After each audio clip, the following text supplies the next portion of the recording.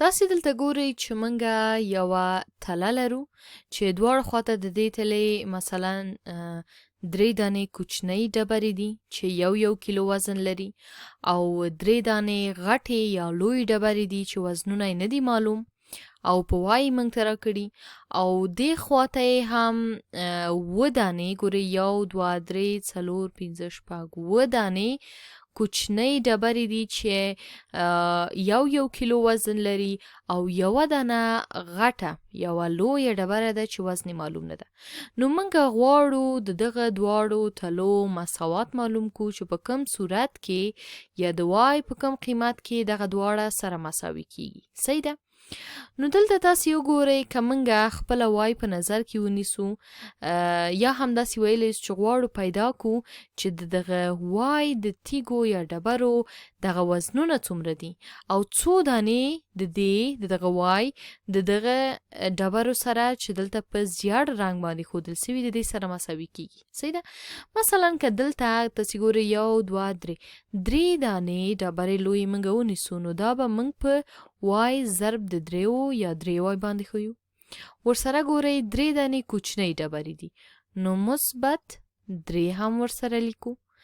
دلته هم تاسې ګورئ چې موږ یو دانه لویه ډبره لرو د وای او ورسره چې کوم دی 7 دانې کوچنۍ ډبرې لرو چې یو کیلو وزن لري. دې ځای تاسې پوهیږئ چې د وای د پیدا کولو لپاره موږ څه کوو یوازې یوه خواته د مساواتو چې دغه تله خپله موږ ته مساوات راښیي یوه خواته د مساواتو یوازې وای ساتو نو اطراف منفي وای کوو. منفي وای د دې ځای تاسې ګورئ چې دې خواته د مساواتو خو هیڅ شی نه پاتې کیږي خو دې خواته چې د 3 وای نه 2 وای یو وای لاړ سي نو پاتې کیږي 2 وای. راځئ چې دا رښتیا دغه پورته هم وګورو. مثبت 3 دلته او مثبت 2 هم دلته دا مساوات هم خپله. اوس وګورئ دغه یو وای که د دې ځای نه موږ کم کو او دغه وای د دې ځای نه موږ کم کو څونه پاتې کیږي؟ رښتیا چې دلته ګورئ 2 وای پاتې کیږي او 3 دانې ډبرې او کوچنۍ ډبرې او دلته هم ګورئ وای هیڅ نه پاتې کیږي او 7 دانې کوچنۍ ډبرې پاتې کیږي. ګورئ د وای ډبره بیخي نه پاتې کیږي.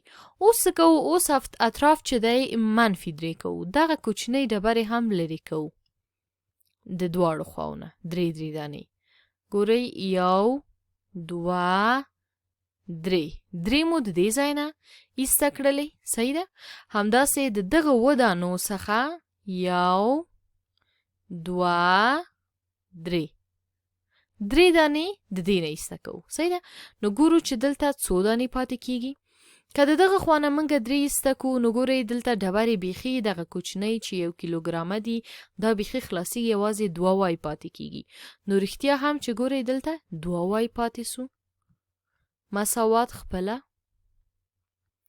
دلته ګورئ څو دانې موږ ډبرې درلودې 1 2 3 4 5 6 د 7 دانو څخه 1 2 3 4 دانې پاتې سوې ځکه 3 دانې موږ ایسته کړې. صحیح ده؟ یعنې د 7 څخه چې 3 لاړ سي پاتې کیږي 4.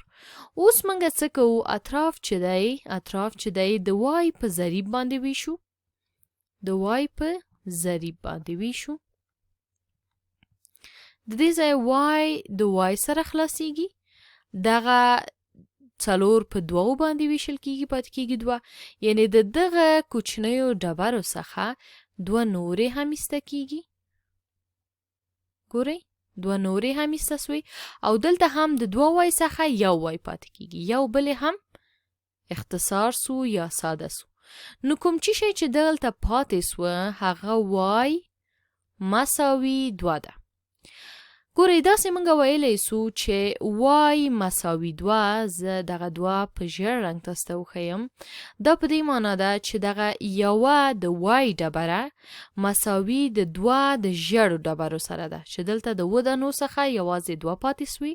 دلته هم دغه وای خلاص سو. ګورئ دې خواته د مساواتو یوازې 1 وای پاتې سو.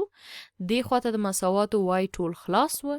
د لویو ډبرو څخه هم یوازې 2 دانې پاتې سوي لکه څرنګه چې دلته وای مساوي 2.